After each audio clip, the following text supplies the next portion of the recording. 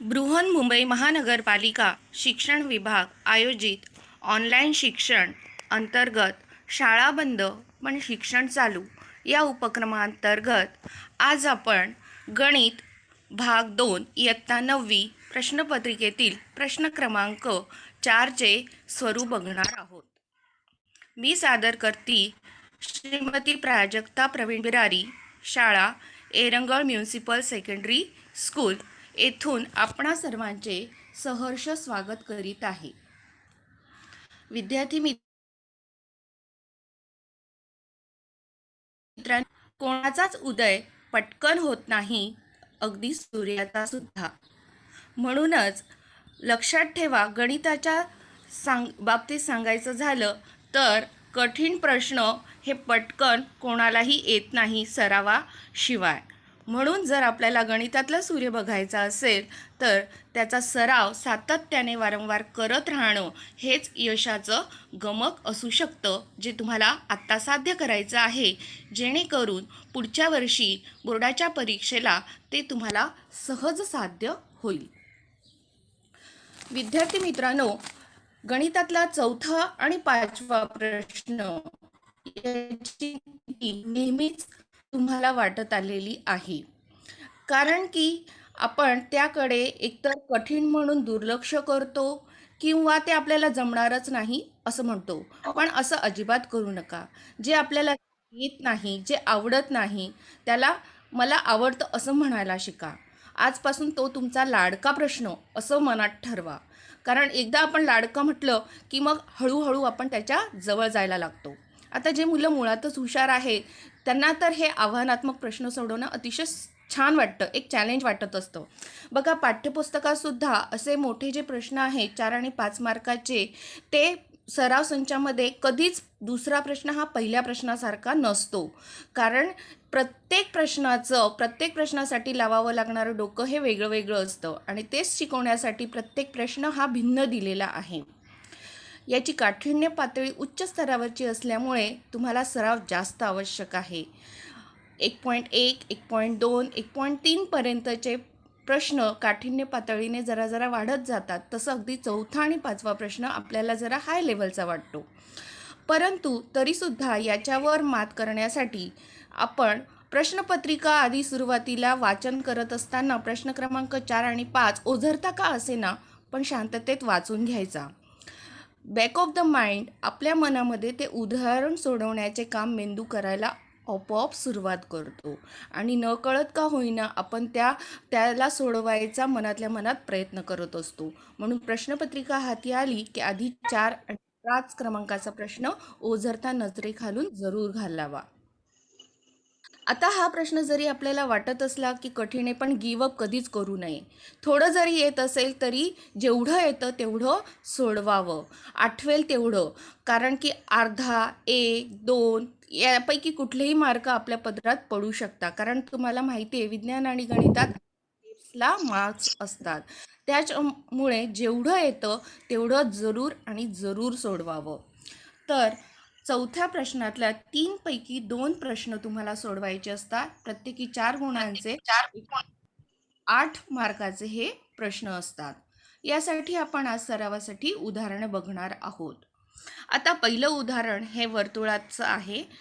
त्रिकोण DEF मध्ये DE तुम्हाला दिलेला आहे 4.2 सेंटीमीटर, कोन D दिलेला आहे 60 अंश, कोन E आहे 70 अंश.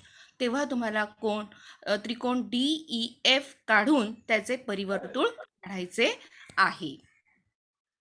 यासाठी लागणारी आधी आपण कच्ची आकृती करायची. कच्ची आकृती फार महत्त्वाची असते, कारण कच्च्या आकृतीवरूनच आपल्याला पक्की आकृती काढायची असते. कच्च्या आकृतीमध्ये आपल्याला नेमकेपणाने समजतं कोणता शिरोबिंदू कुठे येणार असणार आहे. तर DE आधी सर्वात प्रथम जी बाजू दिलेली आहे आपल्याला 4.2 ती आपण खाली काढून घेतली. त्यानंतर कोन D आपल्याला काढायचा आहे 60 अंश. आता 60 अंश यासाठी कोन मापकाचा वापर करायचा. कोन मापकाचं वाचन अगदी व्यवस्थित येणं हे फार महत्त्वाचं आहे. थोडा जरी अंश इकडे तिकडे झाला तरी आकृती ही आपली चुकू शकते. आता कोन डी घेतलेला आहे 60° आणि 60° इथे बरोबर कोन मापकावर 60° खूण करायची आणि मग त्याच्यानंतर त्या 60°तून जाणारी रेष काढायची. अशा पद्धतीने आपण 60°चा कोन डी या शिरोबिंदू काढलेला आहे.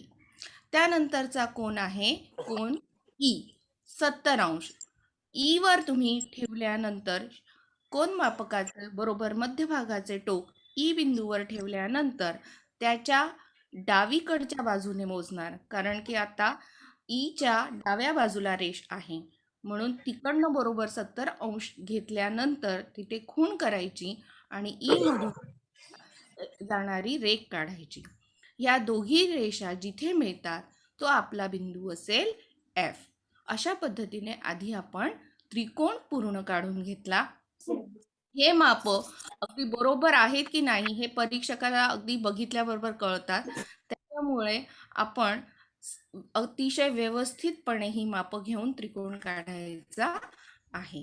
त्रिकोण काढल्यानंतर कंपासच्या साहाय्याने आपल्याला कोणत्याही दोन बाजूंचा लंब दुभाजक काढायचा आहे, कारण परिवर्तुळ काढण्यासाठी त्रिकोणाच्या कोणत्याही 2 बाजूंचे लंब दुभाजक काढणे आवश्यक असते. आता DE या बाजूचे लंब दुभाजक आपण काढत आहोत. इथे कंपासच्या साहाय्याने रेषेच्या निम्मेपेक्षा जास्त अंतर अंदाजाने कंपासमध्ये घेऊन वरच्या आणि खालच्या बाजूने आपण एक आग काढून घेतलेली आहे. अगदी त्याच पद्धतीने नंतर ते कोनमापक डी वर ठेवून वर आणि खाली पुन्हा काढून घेतलेलं आहे. दोघं कंस जिथे एकमेकांना छेदतात त्या छेदनबिंदूतून जाणारी एक रेषा आपण पट्टीने आखून घेतली. त्यानंतर जसं खालची DE या बाजूचे लंबदुभाजक काढला तसंच आता FE या दुसऱ्या बाजूचे आपण लंबदुभाजक काढणार आहोत. तुम्ही DF चे सुद्धा काढू शकतात. कोणत्या तरी एका बाजूचे आणखी आपल्याला काढावे लागेल. सेम पद्धतीने F पासून आपण दोघी बाजूला कंस काढून घेतला. तसंच E या शिरोबिंदूवर टोक ठेवून आपण पुन्हा रेषेच्या दोन्ही बाजूला त्याच पद्धतीने कंस काढून घेतला. दोघं कंसाच्या छेदनबिंदूंना पट्टीच्या सहाय्याने जोडून दिले आणि मग आपल्याला दोन रेषा मिळाल्या, 2 लंबदुभाजक मिळाले जे एकमेकांना C या बिंदूमध्ये आहे. आता C हा छेदनबिंदू आहे, याला आपण आता आपल्या वर्तुळाचं केंद्र मानू. C या बिंदूपासून कंपास ठेवून बघा. CF, CD हे अंतर समान आहे. म्हणजेच तीनही शिरोबिंदूपासूनचे अंतर समान आहे आणि तीच आपली त्रिज्या आहे. CF हे अंतर त्रिज्या मानून आपण कंपासच्या साहाय्याने वर्तुळ काढून घ्यायचे. अशा पद्धतीने CF ही त्रिज्या घेतलेली आहे आणि त्यापासून आपण वर्तुळ काढल्यानंतर असं F, E आणि D या तीनही बिंदूतून जाणारं वर्तुळ तयार झालेलं आहे. हे झालं त्रिकोणाचं परिवर्तुळ. तुमच्या लक्षात येत आहे त्रिकोणाचे तिन्ही शिरोबिंदू या वर्तुळावर येत आहे. याचाच अर्थ आपली आकृती अगदी बरोबर आहे. लक्षात ठेवा, आकृती काढताना गिरवागिरव करू नका आणि खाडाखोड पण करू नका, कारण ते लगेच दिसून येतं. त्याचबरोबर जर आपली आकृती शिरोबिंदूच्या खाली किंवा वर येत असेल तर याचा अर्थ आपली आकृती काहीतरी चुकत आहे हे आपल्या लक्षात येतं. त्यासाठी सराव हा आवश्यक आहे आणि सराव केला तर परिवर्तुळ काढणं अतिशय सोपं आहे. अशा पद्धतीने प्रत्येक स्टेप्सला इवन कच्च्या आकृतीला सुद्धा मार्क असतात, म्हणून प्रत्येक स्टेप ही तुम्ही केअरफुली काढा. त्याचबरोबर याची कृती मात्र लिहिण्याची तुम्हाला आवश्यकता नसते, तरीसुद्धा आकृती बघूनच सगळ्या गोष्टी लक्षात आल्या पाहिजे की तुम्ही कोणता त्रिकोण घेतलेला आहे, मापं लिहिली आहेत की नाही, प्रत्येक बिंदूला नाव दिले आहे की नाही, अंतर किती आहे, कोण किती आहे, ते रेष आहे की रेख आहे की किरण आहे, ह्या सगळ्या गोष्टी फक्त आकृती बघूनच लक्षात येतात. ते व्यवस्थित काढणं जास्त महत्त्वाचं असतं. नंतर परिवर्तुळाच्या बाबतीत जसं परिवर्तुळ असतं, त्रिकोणाच्या शिरोबिंदूमधून जे जातं ते परिवर्तुळ आणि त्रिकोणाच्या तिन्ही बाजूंना जे स्पर्श करतं ते असतं आंतरवर्तुळ. तर त्यांचा जो केंद्रबिंदू येतो तो आंतरवर्तुळाच्या बाबतीत तर सर्व प्रकारच्या त्रिकोणांमध्ये तो त्रिकोणाच्या आतच असतो. म्हणजे त्रिकोणांचे 3 प्रकार पडतात: बाजूंवरून समभुज, समद्विभुज, विषमभुज. आणि कोनांवरून 3 प्रकार असतात: लघुकोन, काटकोन आणि विशालकोन त्रिकोण. तर ह्या 6च्या 6 प्रकारांमध्ये अंतर्वर्तुळाचं जे केंद्र आहे त्रिकोणाच्या आतमध्ये असतं. परंतु परिवर्तुळातील समभुज त्रिकोणात ते त्रिकोणाच्या आतमध्ये असतं आणि लघुकोन त्रिकोणात देखील त्रिकोणाच्या आतमध्ये असतं. परंतु समद्विभुज त्रिकोणात ते एक तर त्रिकोणाच्या आतही असू शकतं, बाहेर असू शकतं किंवा त्रिकोणावर देखील असू शकतं. ते त्रिकोणाच्या भुजांवर अवलंबून असेल. विषमभुज त्रिकोणात ते त्रिकोणाच्या आत, बाहेर किंवा त्रिकोणावर असू शकतं. लघुकोन काटकोनामध्ये मात्र ते त्रिकोणाच्या आतच असतं आणि विशाल कोन त्रिकोणाच्या बाबतीत ते मात्र निश्चितच त्रिकोणाच्या बाहेर असतं. ह्या थोड्या गोष्टी लक्षात ठेवून म्हणजे आकृती बरोबर येते की नाही येते याचा आपल्याला चाचपणी करता येईल. पुढे वळूया पुढच्या प्रश्नाकडे. आता तुम्हाला दाखवलेलं आहे त्रिकोण ABC या समभुज त्रिकोणात बिंदू F, D आणि E हे अनुक्रमे बाजू AB, बाजू BC व बाजू AC चे मध्यबिंदू आहे. तर तुम्हाला दाखवायचं आहे, सिद्ध करायचं आहे त्रिकोण FED हा समभुज त्रिकोण आहे. हे आपल्याला सिद्ध करायचं आहे. सिद्धता लिहिताना बघा कसं लिहिणार आपण. त्रिकोण ABC हा समभुज त्रिकोण आहे. समभुज याचा अर्थ काय? ज्याच्या तीनही बाजू समान आहेत, एकरूप आहेत आणि त्यांचे तीनही कोन काय आहेत? 60-60-60 अंशाचे आहेत. आता F हा बिंदू ABचा मध्यबिंदू आहे. तसंच E हा बिंदू बाजू ACचा मध्यबिंदू आहे आणि D हा बिंदू BCचा मध्यबिंदू आहे. त्रिकोणाच्या 2 बाजूंच्या मध्यबिंदूच्या प्रमेयानुसार त्रिकोणाच्या 2 बाजूंच्या मध्यबिंदूच्या प्रमेयानुसार FD बरोबर काय येईल? 1/2 AC. त्रिकोणाचं मध्यबिंदूचं प्रमेय यासाठी त्याचं हे ॲप्लिकेशन आहे, त्याचं हे उपयोजन आहे. एखाद्या त्रिकोणाच्या 2 मध्यबिंदूंना जोडणारा रेषाखंड हा तिसऱ्या बाजूच्या निम्मे असतो. हे ते प्रमेय आहे. त्यानुसार FD जी आहे ती ACच्या FD जी आहे ती ही FD झाली ती ACच्या म्हणजे ह्या बाजूच्या AC ह्या बाजूच्या निम्मे झाली. म्हणून FD बरोबर काय? 1/2 AC. त्याचबरोबर DE 1/2 AB. आता DE म्हणजे ही बाजू ही ABच्या निम्मे झाली आणि FE ही BCच्या निम्मे झाली. FE म्हणजे ही बाजू. तर ह्या तीनही बाजू त्यांच्या संगत बाजूंच्या निम्मे झाल्या. म्हणून त्रिकोण ABC मध्ये AB बरोबर BC बरोबर AC हे तर आपल्याला दिलेलं आहेच. परंतु कारण ते समभुज त्रिकोणाच्या बाजू आहेत, मग त्यांचे 1/2 FD बरोबर काय? 1/2 AC. D बरोबर काय? 1/2 AB. FE बरोबर काय? 1/2 म्हणजे हे तीनही बाजू दोन्ही बाजूंना 1/2 ने गुणून घेतल्यानंतर त्यांचा 1/2 आहे तो निघून जाईल आणि म्हणून मग आता 1/2 AB 1/2 AB म्हणजे काय? DE. 1/2 BC म्हणजे काय? FE आणि 1/2 AC म्हणजे काय? FD. तर अशा पद्धतीने DE बरोबर FE बरोबर FD. त्रिकोण FEDच्या ह्या तीनही बाजूंची लांबी समान आहे. म्हणून आपण म्हणू शकतो त्रिकोण FED हा त्रिकोण समभुज त्रिकोण आहे. अशा पद्धतीने आपण ह्या छोटा त्रिकोण आहे तो समभुज त्रिकोण आहे हे दाखवलेलं आहे. त्यानंतर निर्देशक भूमितीमधलं उदाहरण एक घेऊया आपण. 2x वजा y अधिक 1 बरोबर 0 हे दोन चलातील सामान्य रूपातील समीकरण आहे. या समीकरणाचा आलेख काढा. या समीकरणाचा आलेख काढण्यासाठी आधी तुम्हाला बिंदू घ्यावे लागतील. ते समीकरण आधी सोडवल्याच्या नंतर आपल्याला दिसतंय 2x वजा y अधिक 1 बरोबर 0.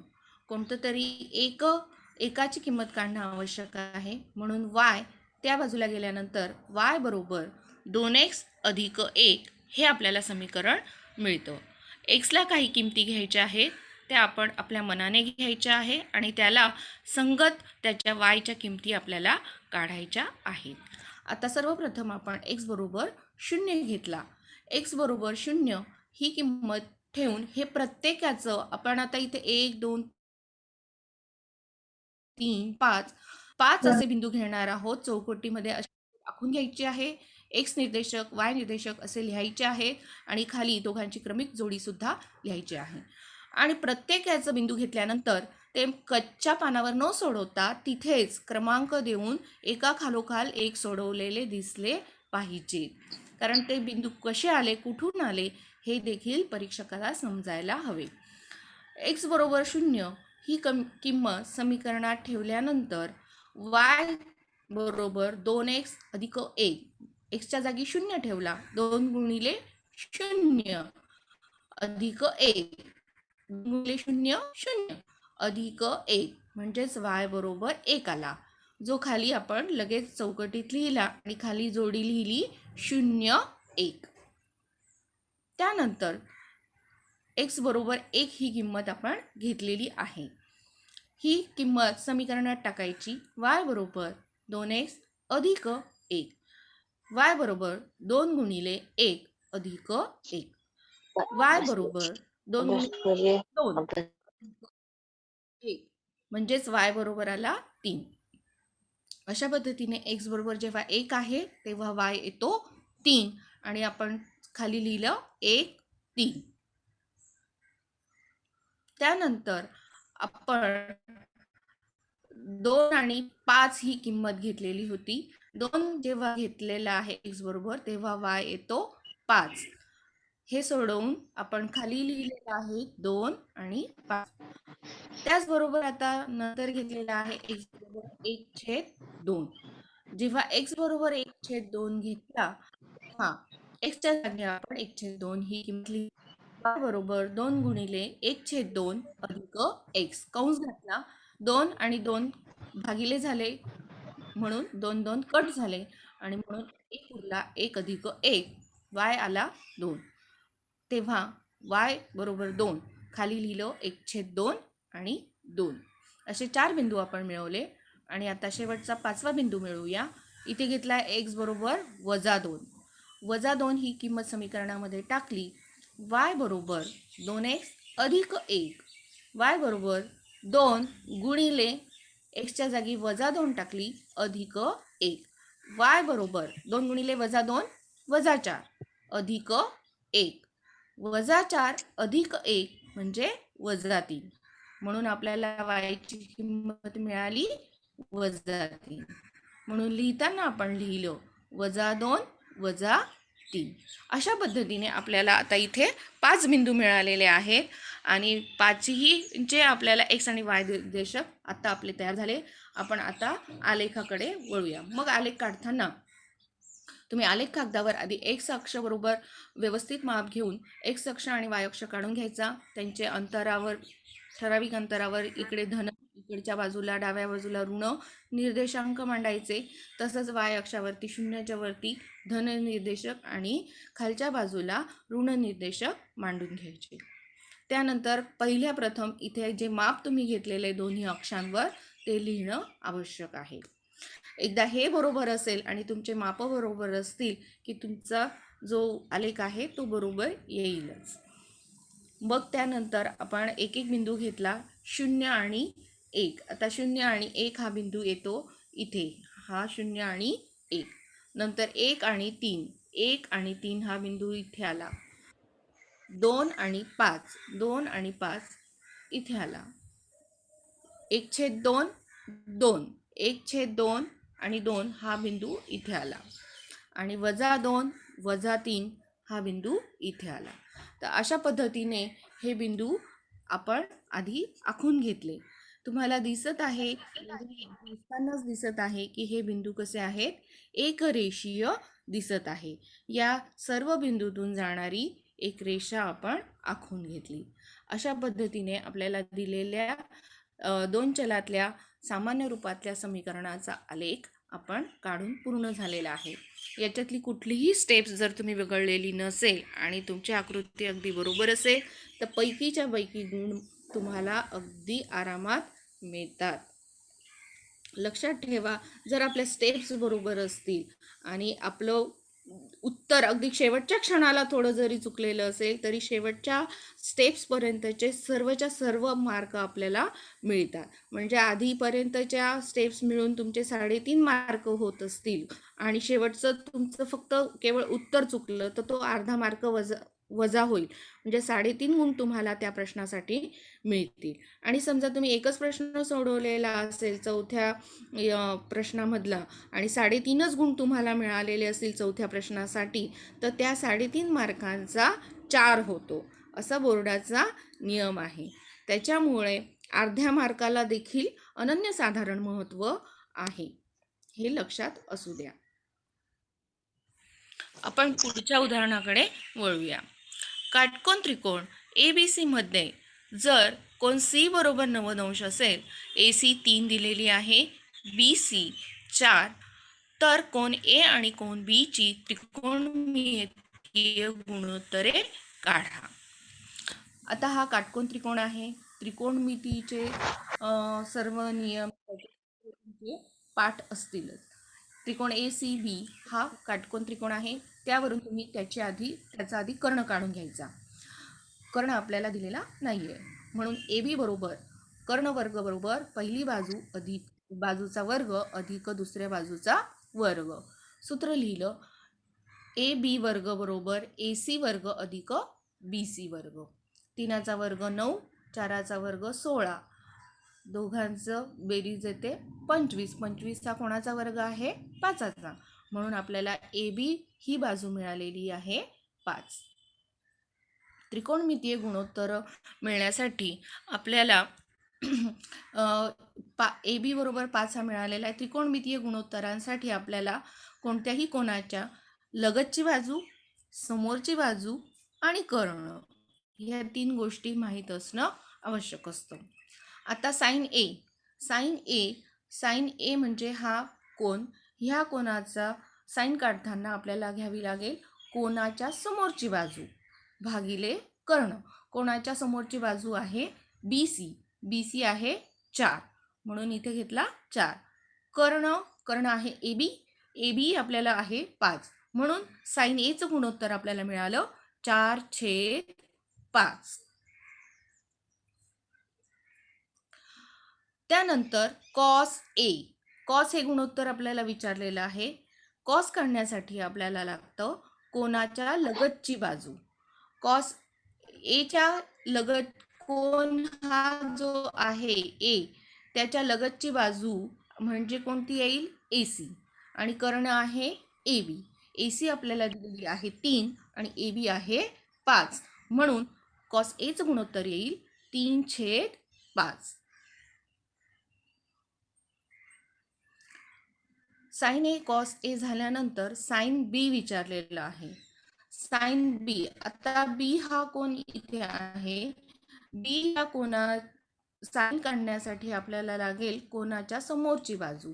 कोना B या कोनाच्या समोरची बाजू आहे AC 3 भागिले कर्ण AB किती आहे, 5, म्हणून साइन B चं गुणोत्तर येईल आपल्याला 3/5. अशा पद्धतीने आपण साइन B काढून घेतला. पुढचा शेवटचा त्यांनी विचारलंय टॅन बी काढत असताना आता टॅनचं गुणोत्तर काढण्यासाठी आपल्याला लागतं कर्ण लागत नाही, कोनाच्या समोरची बाजू भागिले कोना लगतची बाजू. बी या कोनाच्या समोरची बाजू आहे AC. AC आहे 3. कोना लगतची बाजू, बी या कोनाच्या लगतची बाजू आहे BC. BC आहे 4. म्हणून याचं गुणोत्तर येईल, टॅन बीचं गुणोत्तर येईल 3/4. अशा पद्धतीने आपण हे गुणोत्तर काढून घेतले. कोणत्याही एकूण तुम्हाला माहिती आहे साइन, कॉस, टॅन, सेक, कोसेक आणि कॉट या 6ही गुणोत्तर कोणतेही गुणोत्तर विचारले तर ते तुम्हाला अशा पद्धतीने काढता येतील. त्याच्यासाठी आधी कर्ण काढून घेणं महत्त्वाचं आहे. कर्ण जर माहिती नसेल तर पुढचे गुणोत्तर तुम्ही काढू शकणार नाही. अशा पद्धतीने आपण ह्या त्रिकोणमितीवरचा हा प्रश्न सोडवलेला आहे. पुढचा आपण एक प्रश्न घेतोय. चौकोन PQRS हा समांतरभुज चौकोन आहे. बाजू PQचा मध्यबिंदू M आणि बाजू RS चा मध्यबिंदू N आहे. तर चौकोन PMNS आणि चौकोन MQRN समांतरभुज आहेत. आता हे सिद्ध करण्यासाठी आपल्याला पक्ष आणि साध्य हे दोन्ही लिहून घ्यावे लागतील. पक्ष म्हणजे हा जो पूर्ण चौकोन दिलेला आहे PQRS हा समांतरभुज चौकोन आहे आणि तुम्हाला एवढंच सांगितलंय की PQचा मध्यबिंदू M आहे आणि SR किंवा RS चा मध्यबिंदू N आहे, जे आपण पक्षात लिहिलं. साध्य आपल्याला दाखवायचं आहे आधी की PMNS हा समांतरभुज चौकोन आहे. सिद्धता समांतरभुज याचा अर्थ दोन बाजू समांतर, म्हणून बाजू PQ ही समांतर आहे बाजू SR, म्हणून लिहिताना लिहिलं बाजू PQ समांतर बाजू SR आहे. त्याचबरोबर बाजू PM ही समांतर बाजू SN, म्हणजे ज्या निम्मे PM ही निम्मे बाजू झाली आणि SN ही देखील निम्मे बाजू झाली. कारण का M हा मध्यबिंदू आहे PMQ P-M-Q, तसंच S-N-R याचा अर्थ N हा मध्यबिंदू आहे SRचा आणि M हा मध्यबिंदू आहे PQचा. त्यामुळे आपण असं म्हणू शकतो की PM ही समांतर आहे बाजू SN ला. बाजू PQ बरोबर बाजू SR, बाजू PQ बरोबर बाजू SR आहे. मग त्याच्या जर निम्मे केली बाजू PQची 1/2 ऑफ बाजू PQ बरोबर 1/2 ऑफ बाजू SR, म्हणून जेव्हा त्यांच्या निम्मे केली PQच्या निम्मे PM येते आणि SRच्या निम्मे बाजू SN. कारण M व N हे मध्यबिंदू आहेत आणि मध्यबिंदू म्हणजेच काय, दोन सारख्या भागांचं करणारे बिंदू आहेत. मग विधान 1 आणि 2 वरून आपण म्हणू शकतो चौकोन PMNS हा देखील समांतरभुज चौकोन आहे. आणि जसा चौकोन PMNS हा समांतरभुज चौकोन आहे हे सिद्ध केलं, त्याच पद्धतीने पुढे तुम्हाला चौकोन MNRQ किंवा QMNR हा देखील समांतरभुज चौकोन आहे हे सिद्ध करता येईल. अशा पद्धतीने सिद्धतेचा प्रश्न देखील, सिद्धता ही आवडती असते परीक्षकांसाठी, सिद्धतेचा प्रश्न हा हमखास असतोच. त्यानंतर आपण पुढचा प्रश्न घेणार आहोत, पृष्ठफळ घनफळ. एका शंकूच्या तळाचे क्षेत्रफळ 1386 चौरस सेंटीमीटर आहे. शंकूची उंची 28 सेंटीमीटर असल्यास शंकूचे वक्र पृष्ठफळ काढा. म्हणजे एक क्षेत्रफळ तुम्हाला दिलं आहे, त्याच्यावरून दुसरं क्षेत्रफळ वक्र पृष्ठफळ तुम्हाला विचारलेलं आहे. शंकूचा आकार हा आहे, त्याच्या तळाचं म्हणजे गोलाचं, खालच्या गोलाचं क्षेत्रफळ दिलेलं आहे, त्याची H ही किंमत दिलेली आहे. यावरून तुम्हाला आकृतीवरून दिसतंय की आपल्याला काय काढावं लागणार आहे, इथे L काढावा लागेल. L म्हणजे तिरकस उंची. मग आधी आपल्याला जे दिलेलं आहे शंकूच्या तळाचे क्षेत्रफळ बरोबर, म्हणजे त्याचं सूत्र आहे पाय R वर्ग. पाय R वर्ग पायची किंमत तुम्हाला इथे सांगितली 22/7 ती घेतली गुणिले आरचा वर्ग बरोबर 1386. हे सोडवताना आरचा वर्ग तिथेच राहिला 22/7 या बाजूला येताना झाला 7/22 आणि गुणाकार आणि भागाकार करून आपल्याला आरचा वर्ग मिळाला 441. 441 कोणाचा वर्ग आहे तर 441 21चा वर्ग आहे म्हणून आर बरोबर मिळाली 21 सेंटीमीटर. आरची किंमत आपल्याला 21 सेंटीमीटर मिळाली. आर म्हणजे ही तळाची त्रिज्या. आता एच तुम्हाला माहिती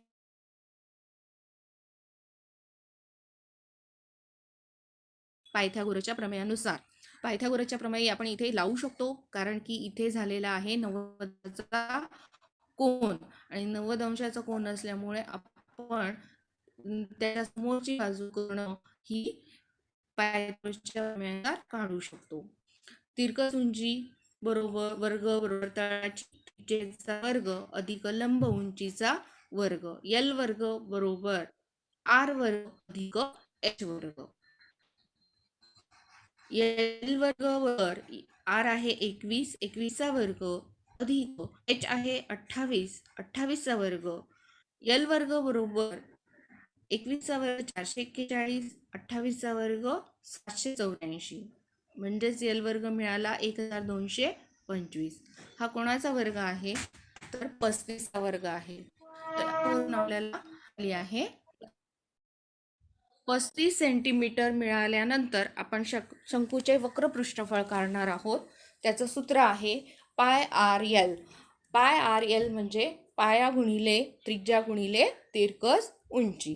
पाया घेतला 22/7, आर घेतला 21 आणि एल 35. तिघांचा गुणाकार केल्यानंतर आपल्याला उत्तर आलं आहे 2310 चौरस सेंटीमीटर. तर शंकूचं वक्र पृष्ठफळ आपल्याला मिळालेलं आहे 2310 चौरस सेंटीमीटर आणि जेच आपलं शेवटचं उत्तर असेल. अशा पद्धतीने एक क्षेत्रफळ दिलं त्याच्यावरून आपण त्रिज्या काढली त्याच्यावरनं आधी त्रिज्या काढली त्याच्यानंतर तळाच्या क्षेत्रफळावरनं आणि मग नंतर तिरकस उंची काढली आणि त्या तिरकस उंची मिळाल्यानंतर आपण शंकूचे वक्र पृष्ठफळ काढले. अशा पद्धतीने वेगवेगळ्या प्रकारचे उदाहरणं तुम्हाला परीक्षेमध्ये सोडवायला येऊ शकतात आणि याचा सराव हे एकमात्र रामबाण औषध आहे. प्रश्न क्रमांक 4 आणि 5साठी जेवढा जास्त सराव करणार तेवढा तुमचा आत्मविश्वास वाढणार आणि आजपासून सर्वजण म्हणतील प्रश्न 4था आणि 5वा माझा लाडका प्रश्न आहे.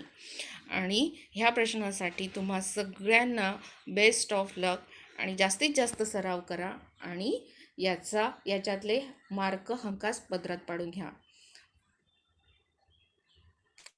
धन्यवाद.